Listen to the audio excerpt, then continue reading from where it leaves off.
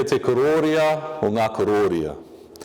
Tēnei te kāranga, tēnei te tangi kia tūwhiri ngā tātou, I te whaiau ki te ao marama. Tihei mauri ora. I'd like to start by acknowledging the Universal House of Justice. We're so fortunate that despite the world's state of chaos and confusion, we have a framework for action that enables us to persevere and to seek to build a new world. The Guardian said of the Universal House of Justice that it would be regarded by posterity as the last refuge of a tottering civilization. We see that this becomes more and more evident every day. I'd also like to acknowledge our beloved National Spiritual Assembly. We are blessed to come together on this particular occasion of the National Summer School of New Zealand under the guidance of our National Spiritual Assembly. In its Rizwan message of 2020, the Universal House of Justice said that our spirits have been lifted by seeing how capably national spiritual assemblies, the unflagging generals of the army of light, have guided their communities and shaped their response to the crisis. So despite the challenging circumstances in New Zealand, the National Assembly has guided us to creative ways of still holding this very significant occasion of the National Summer School. I'd also like to acknowledge and thank the organisers, the Summer School Task Force, my fellow presenters of the various topics for the summer school, right down to those that are hosting small gatherings and activities in homes and neighbourhoods around the country as part of this enterprise. I'd also like to acknowledge the participants and all those that are gathered to come together to converse about the themes of this summer school. All of you are protagonists in this mighty spiritual enterprise and contributing to the building of a new world. Nō reira, tēnā koutou, tēnā tātou katoa. The title of this presentation is Maintaining Focus on the Mission Before Us. Despite the world's current state of chaos and confusion, we are blessed to be maintaining focus on our mission, which is very clearly defined. In the context of this presentation, it's guided by the guidance of the Universal House of Justice, and particularly a statement in the Rizwan message of 2021, where the House of Justice remarked that individuals and communities which have effectively maintained focus on and made progress in the work of the plan have combined qualities of faith, perseverance, and commitment with a readiness to learn. Such communities have also been able to foster unity of thought and to learn about effective action. So in our conversation today, we will explore quite specifically the qualities and abilities which have enabled us to maintain focus. So we'll be asking and considering what have qualities of faith, perseverance, and commitment combined with a readiness to learn look like in New Zealand? And we'll be considering what have we learned about how to foster unity of thought and to learn about effective action. Before addressing those specific questions, I'd like to just clarify a few basics. So we'll firstly consider really what is the mission on which we are focused. Baha'is and our friends seek to share the message of Baha'u'llah, to build unity, to strengthen moral capacities, and essentially to entirely transform the world, inwardly and outwardly. Baha'u'llah has drawn the circle of unity. He has made a design for the uniting of all the peoples and for the gathering of them all under the shelter of the tent of universal unity. This is the work of the divine bounty, and we must all strive with heart and soul until we have the reality of unity in our midst. And as we work, so will strength be given unto us. This is a statement from the writings of Abdul Baha, which gives us insight into our mission. By By drawing on the experience already generated by the Baha'i community and by applying strategies, methods, and approaches which have been proven to be effective, groups of Baha'is and their like-minded friends are able to engage members of village and neighborhood populations in a process that seeks to raise capacity within a population to take charge of its own spiritual, social, and intellectual development. We're going to pause briefly and look at a brief video which provides insight into the nature of the work of the Baha'i community.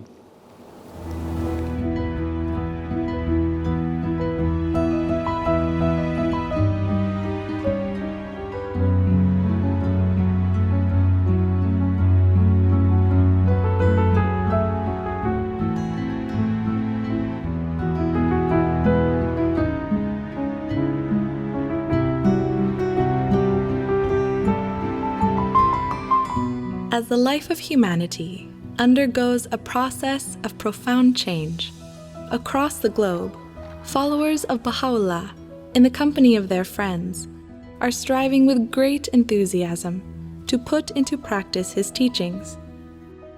Working shoulder to shoulder with neighbors and colleagues, they are learning how to build vibrant and prosperous communities. Communities that begin to reflect a united and illumined new world. The revelation of Baha'u'llah has the power to transform society. For the last many decades, we've been learning how to take that revelation and apply it in order to affect the spiritual and material progress of society. Around 20 years ago, we reached a turning point. A process that started to unfold was a systematic training of individuals to build their capacity in order to be effecting change in their communities.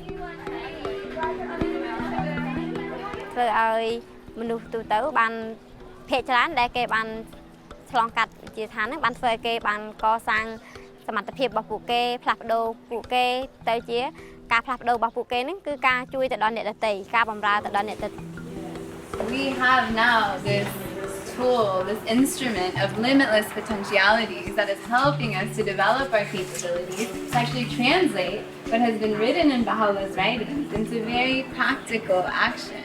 And maybe then the question before us now is how do we bring more and more friends into this process so that together as a collective we can really advance in our capacity. Vamos a memorizar una cita.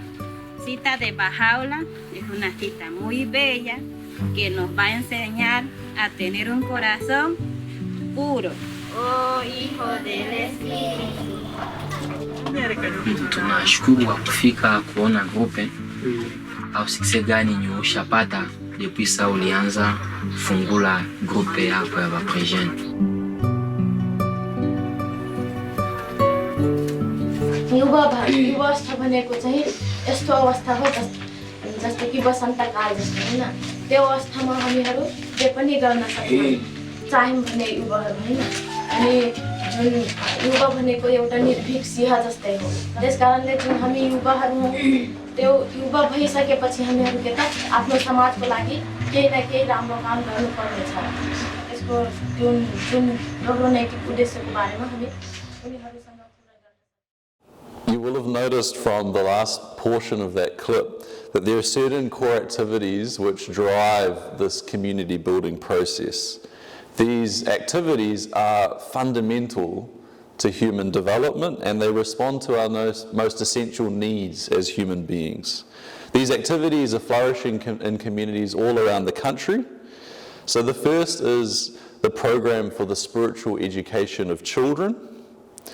Another is a program for the spiritual empowerment of junior youth, those in the period of early adolescence, from 12 to 15.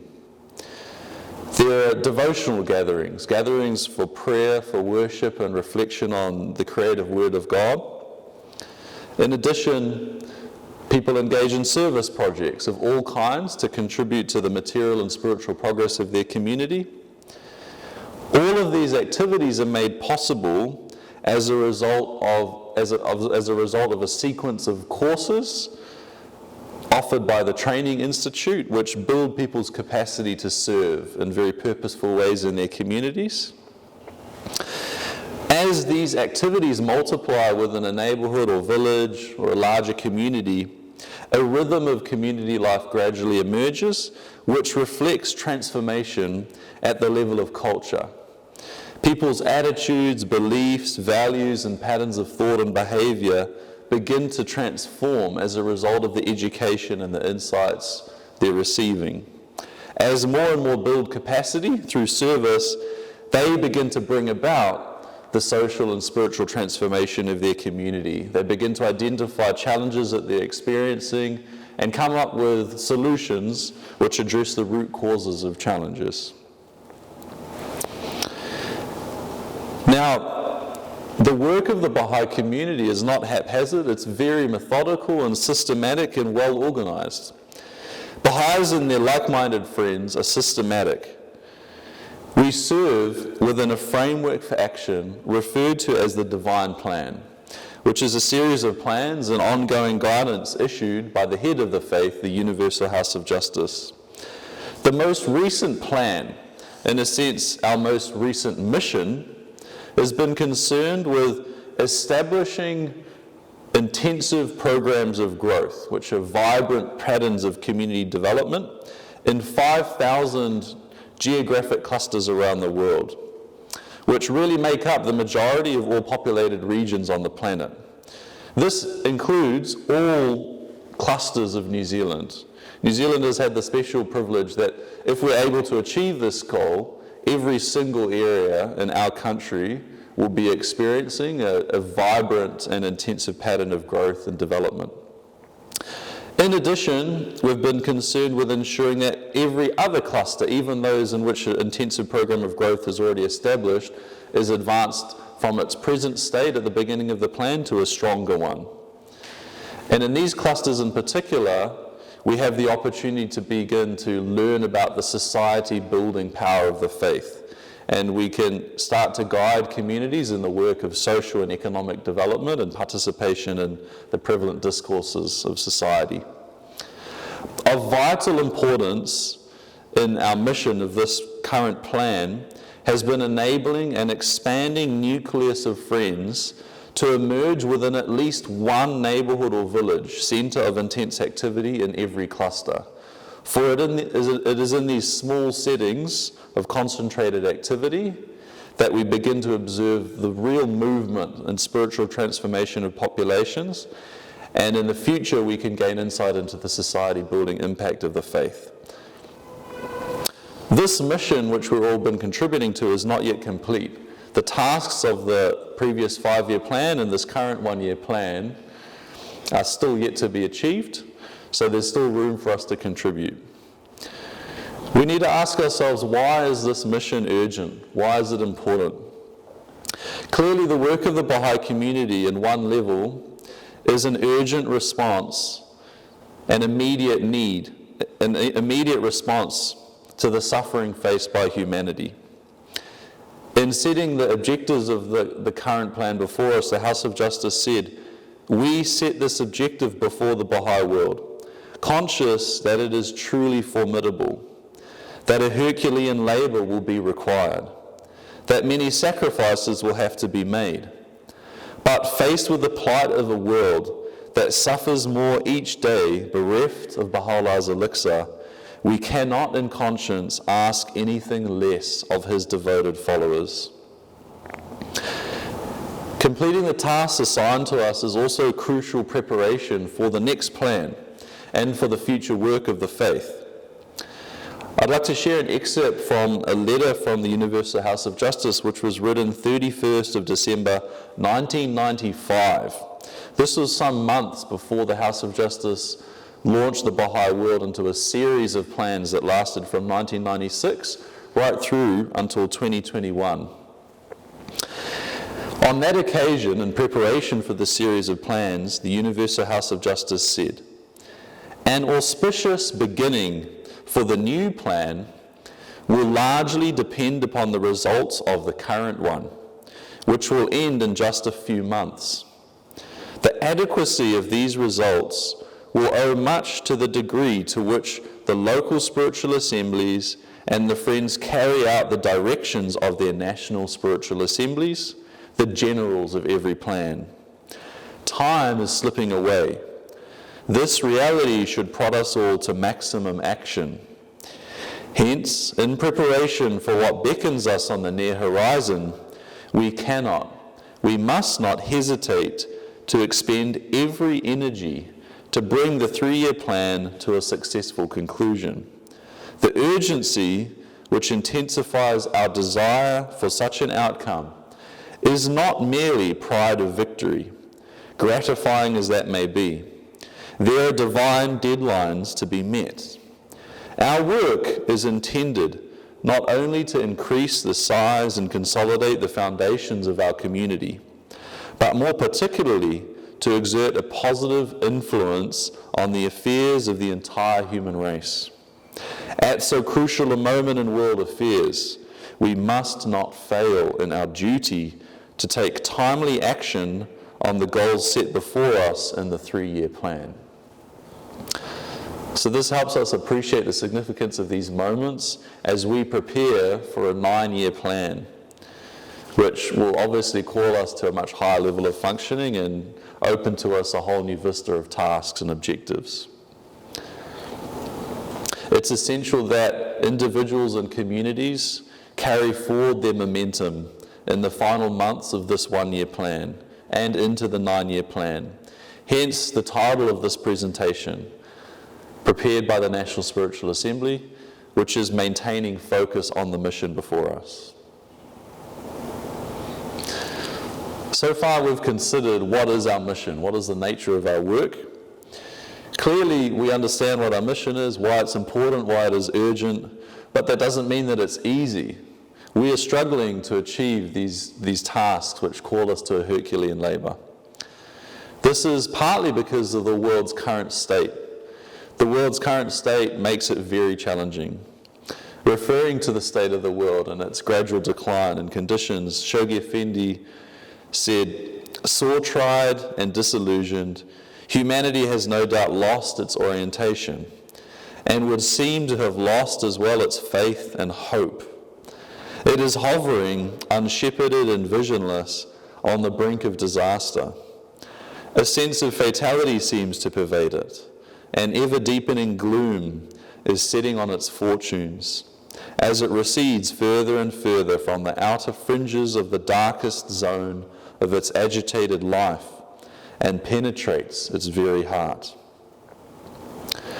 While painful, the disintegration and breakdown of the old order and system of the world around us is a necessary part of the process through which the world is transforming and being renewed.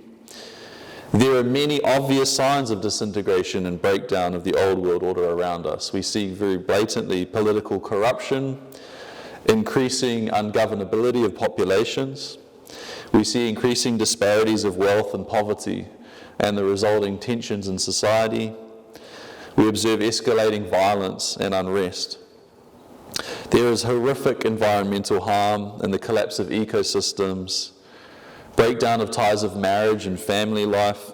All of these are obvious signs of the old pattern of existence being pulled apart and broken down. It's very painful and traumatic to experience, yet we appreciate that it is opening an opportunity for something new to emerge. And it is in this context that while we are affected by these hardships and challenges, we need not be confused. We understand the deeper wisdom. It's easy to point out the obvious signs of disintegration and chaos in the world, and possibly at times to even feel separate from them. We must be vigilant in guarding against the more subtle but equally powerful forces of disintegration operating in our social environment, which influence us in more profound ways at the level of thought, attitudes, beliefs, and actions. These things in particular distract us from our mission. Some examples of the decline of spirituality and religion as a social force and a resulting moral decay and moral relativism. A culture of passivity, complacency, and the desire to be entertained. A culture of entitlement, indulgence, consumerism and preoccupation with pleasure, a culture of competition and struggle for power, a culture of excessive liberalism and the questioning of authority, a culture of suspicion and prejudice towards others and towards social institutions, or even a state of hopelessness, anxiety, insecurity, and confusion. The various processes of disintegration associated with the times, especially those that we see in contemporary political discourses, they specifically seek to pull things apart, to disintegrate old ways of being and doing. These forces therefore test our unity as a Baha'i community and of all of those who are contributing to the work of the divine plan.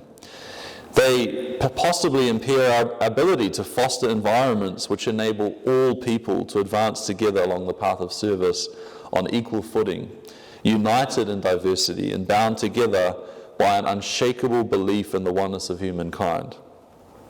So while the social environment around us is becoming more and more fragmented, we must do away entirely with thinking or talking in terms of us and them. We have to attain a higher degree of unity and commitment to the principle of the oneness of humankind.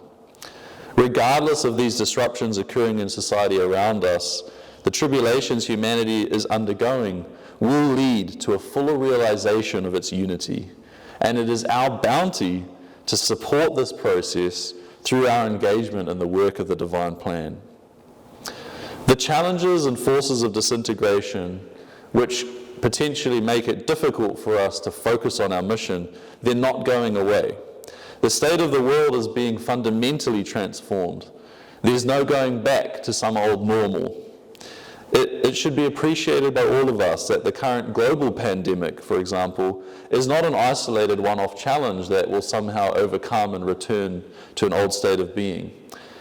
In a recent message dated 25th of November 2020, the Universal House of Justice said, "There is a mounting realization on the part of the world's people that the decades ahead are set to bring with them challenges among the most daunting that the human family has ever had to face. The current global health crisis is but one such challenge, the ultimate severity of whose cost both to lives and livelihoods is yet unknown. Your efforts to succor and support one another, as well as your sisters and brothers in society at large, will certainly need to be sustained and in places expanded." So this capacity to understand our mission and to maintain focus on our mission and to manifest resilience in the face of unprecedented challenges is an essential feature of our mode of operation.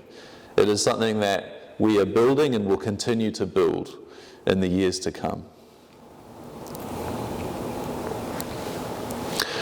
Despite these challenging circumstances which we have considered, the teachings of Baha'u'llah enable us potentially to have resilience, to maintain hope, and to exercise calm determination and perseverance in advancing the work of the divine plan. Indeed, when society is in such difficulty and distress, the responsibility of Baha'is to make a contribution to human affairs becomes even more pronounced. The Guardian, Shoghi Effendi, said, "The champion builders of Baha'u'llah's rising world order must scale nobler heights of heroism as humanity plunges into greater depths of despair, degradation, dissension, and distress.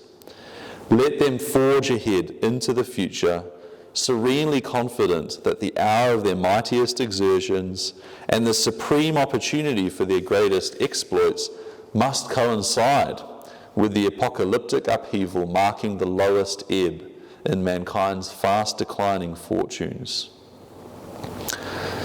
Our response to humanity's suffering is not at all to just take advantage of this fear and uncertainty to accelerate the expansion of a religious community, nor are we concerned only with a humanitarian response to suffering, as important as that may be at times. Our response, our work, seeks to address the root causes of social, economic, and political problems through action directed towards spiritual and intellectual empowerment of entire populations. The Universal House of Justice says, "For ultimately, it is systematic, determined, and selfless action undertaken within the wide embrace of the plan's framework that is the most constructive response of every concerned believer to the multiplying ills of a disordered society." The Institute process and the framework for action of the divine plan enables us to establish and offer an alternative pattern of life and to transform the structures of society to reflect spiritual capacities that individuals and communities are developing. Those participating in the Baha'i community building process, studying the courses of the Institute and walking a path of service together, develop moral capabilities which are essential for contributing to social and economic development. For example, the spiritual disciplines of praying daily, reading the writings and calling oneself to account each day, refusal to gossip and backbite, constant endeavor to share with all humanity Baha'u'llah's teachings liberally, unconditionally, and with utmost humility, the practice of visiting one another to strengthen bonds of friendship, to deepen in the knowledge of the writings, and to engage in conversation on spiritual matters, determination to eliminate all forms of prejudice, the ability to appreciate that meaningful progress is achieved only through the dialectic and of inevitable crisis and victory, refusal to divide into factions or to participate in partisan political activity, attending to the spiritual education of children, junior youth and adults, consistent application of the principle of consultation in all matters, the practice of gathering together for reflection so that those engaged in activities can review recent progress and identify the next steps to take, determination to exercise initiative within the framework for action defined by the global plans launched by the Universal House of Justice, the ability to think in terms of process and to exercise detachment from events which are of secondary importance and often do not go according to plan. A posture of learning adopted by individual, the community, and the institutions in translating the teachings into reality. These are all examples of the capacities which we build through serving within the framework of the divine plan, which prepare us to address the most fundamental needs of humanity. Referring to the role of the Institute process in responding to humanity's crying needs, the Universal House of Justice said, "In society at large, alas, the symptoms of an ever deeper malice of the soul multiply and worsen. How striking that as the peoples of the world suffer for want of the true remedy and turn fitfully from one false hope to another, you are collectively refining an instrument that connects hearts with the Word of God eternal. How striking that amid the cacophony of fixed opinions and opposing interests that grows everywhere more fierce, you are focused on drawing people together to build communities that are havens of unity. Far from disheartening you, let the world's prejudices and hostilities be reminders of how urgently souls around you need the healing balm that you alone can present them." So we've considered what is our mission, the nature of the work. We've also reflected on why is it challenging? Why is it hard to maintain focus on the mission before us? In recent months, we have been turning constantly to Abdul Baha and his example of resilience. We turn to him for insight into what it is to have calm determination and to maintain focus. The Universal House of Justice, describing Abdul Baha, says, "We offer thanks to Baha'u'llah for having given the world not only in his teachings a standard of purity, devotion, and integrity to which souls may forever aspire, but also in the figure of the Master, a flawless example of how life can be lived to that standard. As humanity is beset by crisis after crisis, the community of the greatest name, which cannot avoid exposure to such upheavals, is privileged to have before it the model of Abdu'l-Baha. Neither peril nor obstacle would prevent him from discharging his mission, whether by attending to the needs of the hour or preparing for the future. Neither hostility nor events of the world would divert him from his course. Serene, confident, and resolute, he was unperturbed by setbacks, welcoming hardship and adversity in the path of God. How relentless were the attacks upon him, how deplorable the burdens he had to bear. We recall the testimony of his distinguished sister, the greatest holy leaf, that in the dark of the night, out of the depths of his bosom, could be heard his burning sighs. And when the day broke, the wondrous music of his prayers would rise up to the denizens of the realm on high. We can recall a story written by Dr. Yunus Khan in his book titled The Memories of 9 Years in Akka. He wrote, "In the many years of my residence at the threshold of the Master's presence, I often wondered how and by what means that blessed personage was able to solve the manifold problems created by the raging storms of adversity and hardship. How was he able, in matters large and small, to act with such dignity, composure, and unwavering focus as to appear as though he had obviously nothing else to do? One dark night, as Abdu'l-Baha paced up and down the long front hallway of the reception room, relaxing and easing the stresses of a busy day, he asked me the following question: "Do you know how I administer this faith?" Then he said, "I pull the sails of the ship firmly and fasten the ropes tight. I locate my destination, and then by the power of my will, I hold the wheel and head out. No matter how strong the storm, no matter how dangerous the threat to the safety of the ship, I do not change course. I do not become agitated or disheartened. I persevere until I reach my goal. If I were to hesitate or change direction at the sight of every danger, the ark of the cause of God would surely fail to reach its destination." Our actions, which are dedicated to the mission before us, are as a tribute to Abdu'l-Baha. His love, the Universal House of Justice states, revived, nurtured, inspired. It banished estrangement and welcomed all to the banquet table of the Lord. Every community building endeavour undertaken today, every educational activity and every outreach carries with it the hope of communicating, through our own efforts, a token of the same love that he showered upon every soul. Such efforts are the best tribute that can be rendered to him at this centenary and every day that follows. Despite what might appear to be challenging circumstances, we've been told that in order to progress, we must manifest qualities of faith, perseverance, and commitment, combined with the readiness to learn and the ability to foster unity of thought and to learn about effective action. In preparing this presentation, the National Spiritual Assembly provided guidance as a framework, a basis for this conversation. A paragraph from the Rizwan 2021 message of the Universal House of Justice.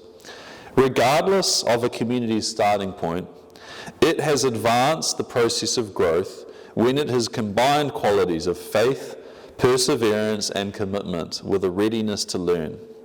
In fact, a cherished legacy of this series of plans is the widespread recognition that any effort to advance begins with an orientation towards learning. The simplicity of this precept belies the significance of the implications that follow from it. We do not doubt that every cluster, given time, will progress along the continuum of development. the communities that have advanced most quickly relative to those whose circumstances and possibilities were similar have shown an ability to foster unity of thought and to learn about effective action, and they did so without hesitating to act. So in the last part of this presentation, we'll explore together what qualities of faith, perseverance, and commitment combined with a readiness to learn have looked like in New Zealand, and we'll consider what practical experience we've gained in learning how to foster unity of thought and to learn about effective action. In assessing our experience in recent years, it's possible to identify that communities which have progressed the furthest have developed certain capacities related to these qualities of faith, perseverance, and commitment, unity of thought, and a readiness to learn. So I'm going to describe these capacities, and then we're going to go through some pictures which capture practical experience of friends giving expression to these capacities. These capacities related to qualities of faith, perseverance, and commitment, unity of thought, and a readiness to learn appear to be an orientation towards and reverence for the universal house of justice and the ability to study and put its guidance into action without hesitation. The ability to sustain processes of consultation and reading reality which enable expanding groups of people to learn from experience, to transcend challenges, and to reach unity of thought and a readiness to learn about effective action. The ability to think in terms of process and to maintain long-term commitment to the spiritual movement and transformation of entire families and entire populations. An appreciation of the centrality of the institute process to capacity building, and the ability to give much time to service and to maintain rhythm and intensity of action. The ability to foster a profound culture of accompaniment, mutual support, and true friendship between members of an expanding nucleus, and the ability to manifest absolute reliance on God and certitude in his confirmations. So, referring to the first two bullet points, we're going to consider the first two capacities together as one, being the orientation towards and reverence for the universal house of justice, and the ability to study and put its guidance into action without hesitation, and the ability to sustain processes of consultation and reading reality which enable expanding groups of people to learn from experience, to transcend challenges, and to reach unity of thought and a readiness to learn about effective action. It's apparent to us that communities which have progressed do so as a result of their ready response to the messages of guidance received by the Universal House of Justice. There's a capacity for immediate study and implementation, and the habit of constantly revisiting the same guidance during reflection and planning. About this capacity, the Universal House of Justice stated, "The Baha'i community as a whole is advancing in a direction that has been set by the Universal House of Justice as head of the faith. The thrust created by the response of individual believers to its guidance, as their powers are multiplied in unified action, propels the community closer and closer to the civilization conceived by Baha'u'llah." In thinking about our response for the House of Justice, it obviously stems from a deep love for this sacred institution. It's sometimes easy for us to think about how a person can easily fall in love with Baha'u'llah, the Master, the Guardian, because of their personalities. It's almost a strange idea in today's society to think of falling in love with an institution. But the truth is, we must become passionate lovers of the Universal House of Justice. We can achieve this through developing conscious knowledge of the covenant, especially through the study of Ruhi Course 8 of the Institute, and then through conscious efforts to apply the guidance. In studying the guidance and applying it as it's written, we will discover that amazing confirmation is attracted to our efforts. We'll observe breakthroughs in the teaching work, and this then reinforces our certitude in the infallibility of the Universal House of Justice and fosters a deep love for that institution in our heart. Truly, friends, in thinking about the tasks that will be placed upon us in the 9-year plan moving ahead, we should appreciate that a spiritual requisite of the coming series of plans is to connect the hearts of the friends ever closer to the Universal House of Justice. So we should let its guidance be our food, our sustenance, our compass, our source of direction. Let the guidance of the House of Justice be the touchstone against which we measure all actions offered in service to humanity and to the cause. I'd like to invite a friend of mine now, Drasana Brown, to share some experience of how communities have been manifesting this quality of responding to the guidance of the Universal House of Justice. Thank you, Jeff. Kia ora koutou katoa, ko Drasana tōku ingoa. I'll now be talking about the 3 degrees of gatherings in which study, consultation, and action is applied in. We saw the emergence of national neighbourhood gatherings that started a few years ago, where groups of friends would come together to study and consult and reach unity of thought. They would then go back to their own neighbourhoods and start these youth gatherings. The space would only happen every 6 months. In the recent plan, it led us to having cluster and neighbourhood nucleus gatherings, and most recently, learning more about what is a nucleus or what makes up a nucleus. The nucleus gatherings enabled them to study relevant guidance, make concrete plans, and set goals, which was then followed by action. From these neighbourhood nucleus gatherings came about Nucleus Retreats. The purpose of these Nucleus Retreats were for immersive study of the guidance, consultation, analysis, and planning. Nucleus Retreats occur once a month over a weekend. It is a space that is ever expanding to whole families and youth who are new to the faith. It's unique in a way that it gives them time to understand the framework and reach higher degree of connectedness to the process. In this space, we consult about the calendar to book ahead of time for upcoming camps. We study higher courses, which then strengthens the nucleus's love and reliance on the Universal House of Justice and the Covenant. One point to take away from this is that these gatherings are meaningful because it's deeply connected to action, which we can see a rhythm forming.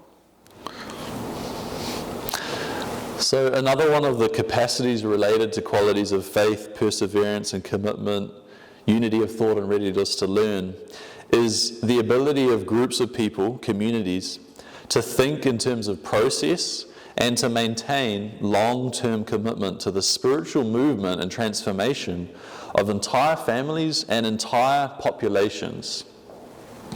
Clearly, the Baha'i world community is being called to think beyond simply starting and sustaining activities.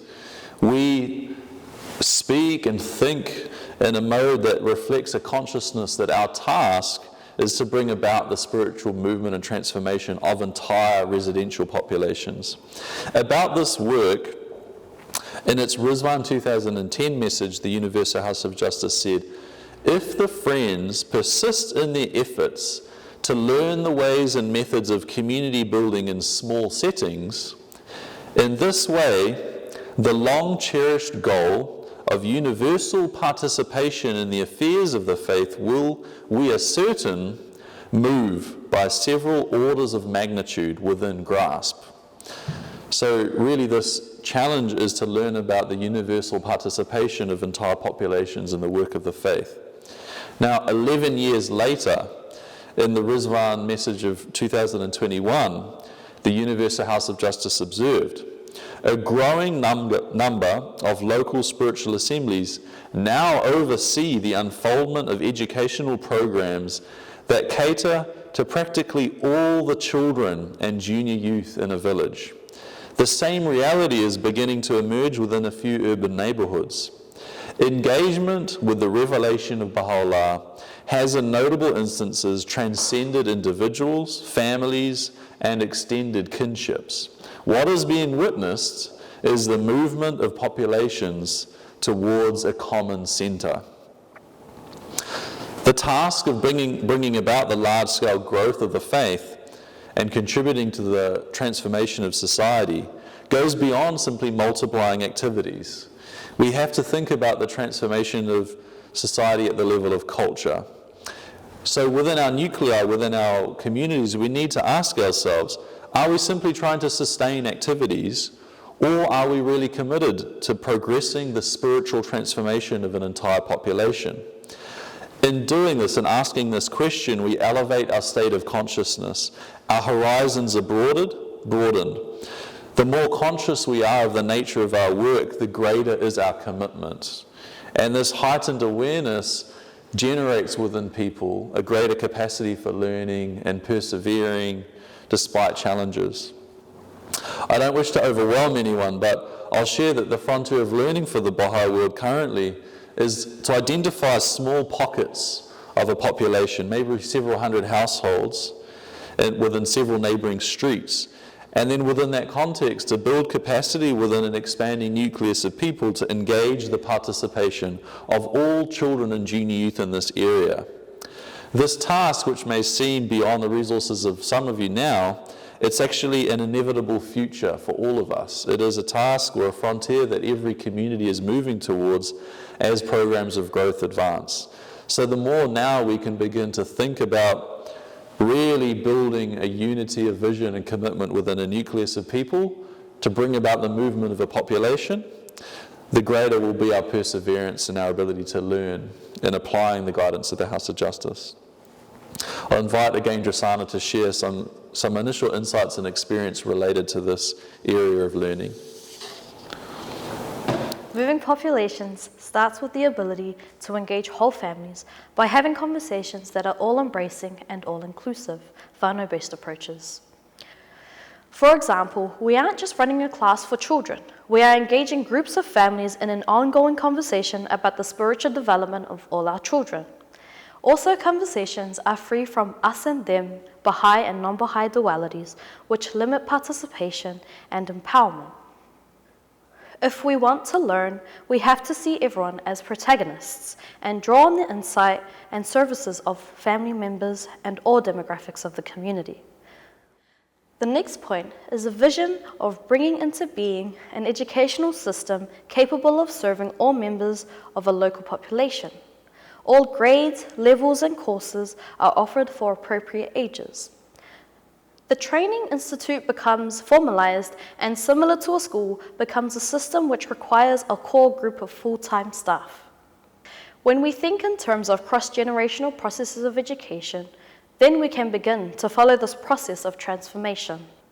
Initially raising youth animators, some of who are effective, then assisting graduates of the Junior Spiritual Empowerment Program to serve as teachers, animators, and tutors, many of whom are effective and are capable of overcoming harmful habits and attitudes, then assisting graduates in the program of the spiritual education of children. Animators serve group after group after group. The institute process takes several decades and generations to raise a new race of men. Those of us set out to establish the institute process have to then sustain our commitment to the system of education. Using tools like living lists, concentric circles, pocket profiles to strengthen the accompaniment. In such settings, we don't follow the numbers of participating, but more meaningfully, the proportion of the local population engaged. The last point to stress is about long-term commitment. Long-term commitment isn't a restriction on our lives. It opens doors and gives us greater freedom, actually. So another capacity which we've observed to be key to enabling communities to learn and to progress is when groups appreciate the centrality of the institute process to capacity building and develop the ability to give much time to service and to maintain rhythm and intensity of action. On this topic, the Universal House of Justice wrote in its Rizwan 2015 message, we have observed how, especially in those places where intensity in teaching and community building activities has been maintained, the Friends have been able to guard themselves against the forces of materialism that risk sapping their precious energies. Not only that, but in managing the various other calls upon their time, they never lose sight of the sacred and pressing tasks before them. Such attentiveness to the needs of the faith and to humanity's best interests is required in every community. So it's clear that intensity of action protects the individual, community and institutions from forces of materialism and enable them to transcend social norms. Maintaining intensity accelerates spiritual and material transformation. It accelerates the empowerment of individuals. What we're referring to when we speak about intensity, obviously we build intensity gradually, but a turning point often comes about when communities make a commitment to periodic, occasional periods of intensive delivery of the Institute, either the children's program, the junior youth program, or the Institute, and this is manifesting itself in communities' capacities to maintain a rhythm of having children's festivals, junior youth camps, whānau hui, residential institute campaigns, and activities of this nature. I'll invite Rosanna to share some practical experience. We have to have absolute reliance on the methods and content of the Training Institute. We have to learn how to use the instrument effectively, and as we do so, its power becomes more and more effective and more evident. Learning accelerates through a rhythm of periodic intensity in the delivery of the Training Institute. For example, the Institute campaigns, junior youth camps, whānau nohos, children's festivals, and whānau huis. On this point, it is important that the Nucleus maintain a yearly calendar so that they can have venues booked ahead as well as whole families participate. Again, crucial importance of arranging things in a way which engenders the participation and ownership of whole families and not just youth. Another capacity which seems central to our ability to progress in learning is the ability to foster a profound culture of mutual support, accompaniment, and true friendship between members of an expanding nucleus.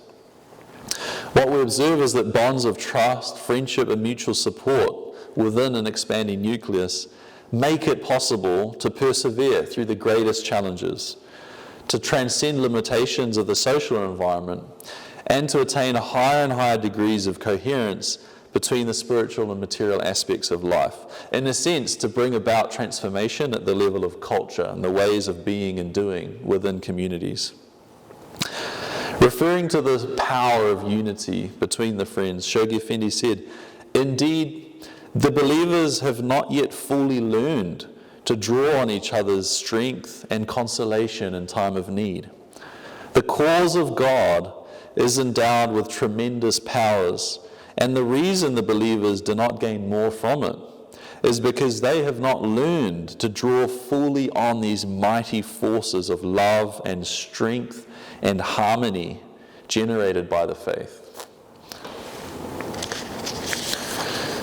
What we're observing is, in communities which have progressed, a shared long-term commitment to the spiritual and material progress of populations within the membership of a nucleus creates the conditions in which they can consult, make decisions related to all aspects of each other's lives.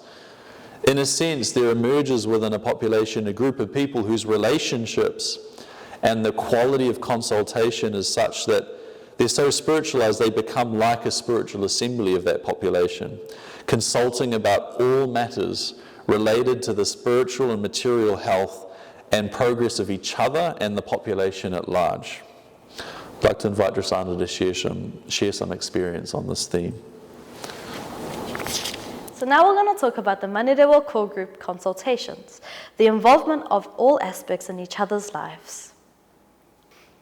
Conversations touch on parenting, the schooling and education of our children, opportunities for strengthening patterns of mutual support between the full-time parents, accommodation arrangements within a neighborhood, and opportunities between families to purchase homes for different families. The centrality of teaching the faith and capacity building through the core activities to our spiritual health and protection. The consultation and reading reality within the core group of families has led to other forms of mutual support between the members of the nucleus. For example, we share prayers for children, we have gatherings for the graduations of our friends, And we also had the opportunity to partake in the pilgrimage in 2019. The consultation in reading reality within a nucleus extends to other forms of mutual support and accompaniment of the broader population. Conversations which respond to the specific needs of the different segments of the community, most especially between young adults in their 20s and youth in their teens. We have occasional gatherings of youth and young adults to consult about the preparation for their future. We also have the Service to Humanity program and gatherings for study consultation and other activities for families of young children, particularly mothers. This culture begins to permeate the broader clusters, and the quality and spiritual vitality of all interaction becomes strengthened. For example, the Auckland Local Spiritual Assembly meeting with friends, serving in neighbourhood centres of intense activity to express love, encouragement, and eagerness to learn together. The last ability which seems to be contributing to the progress of communities is the ability to manifest absolute reliance on God and certitude in his confirmations. Referring to this, Abdu'l-Baha reminds us, "And now, if you act in accordance with the teachings of Baha'u'llah, you may rest assured that you will be aided and confirmed. You will be rendered victorious in all that you undertake, and all the inhabitants of the earth will be unable to withstand you. You are conquerors because the power of the Holy Spirit assisteth you. Above and beyond all physical and phenomenal forces, the Holy Spirit itself shall aid you." We observe that this faith in God's confirmation, certitude, and reliance in his assistance manifests itself in particular in communities having very strong devotional character. The devotional character of communities is very pronounced. I'd like to invite Rosanna to share some experience. We have friends putting the writings and prayers into music. We also have friends waking up early for dawn prayers and getting together. Particularly strong with the junior youth movement, who spend a lot of time during camps learning the writings and prayers by heart. And in this way, the devotional character is strengthened, where the junior youth go back into their families, ask permission to host prayers in their own homes, and then friends gather in their homes to say prayers every week. We also have families of children, junior youth, and youth hosting devotional meetings. The very spirit of the place is effective. This is one of the parents' reflections as they sat in listening to their children singing songs. So in this presentation, we've considered together the nature of our mission, the urgency with which we act, the disposition with which we carry forward our work, despite the world's current state of disorder and confusion. We've then considered the practical ways in which qualities of faith, perseverance, and commitment, combined with a readiness to learn, have been apparent in New Zealand. And we've also considered how our communities have gone about fostering unity of thought and readiness to learn about effective action.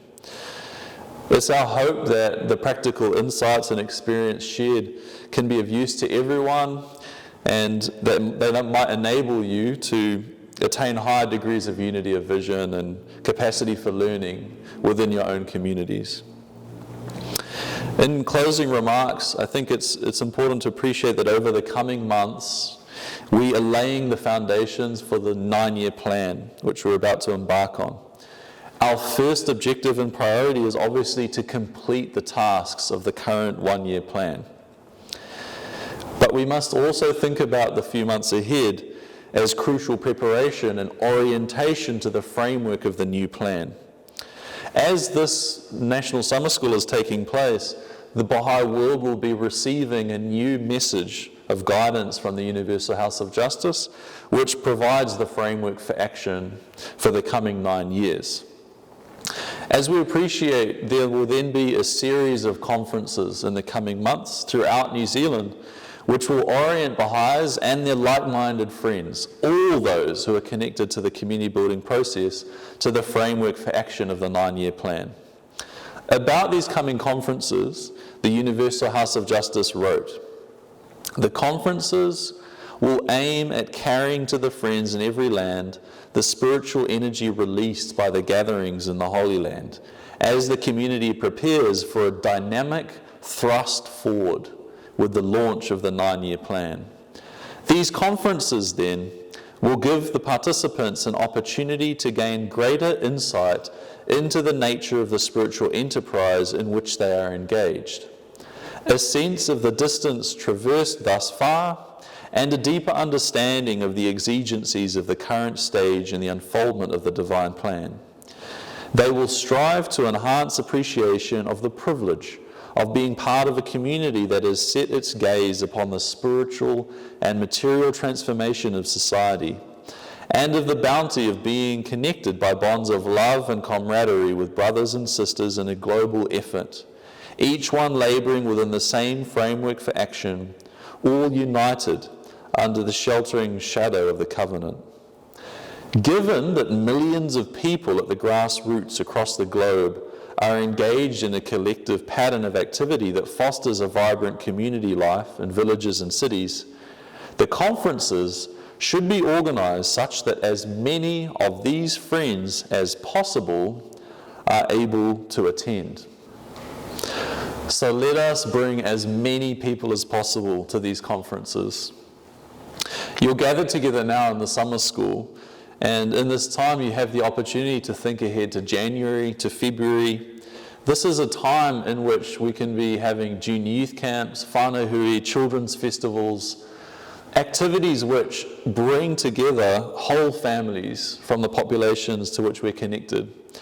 The effort that we make now to generate intensity and to attract a scale of participation in those activities is the best preparation we can make to then bring our friends to the conferences.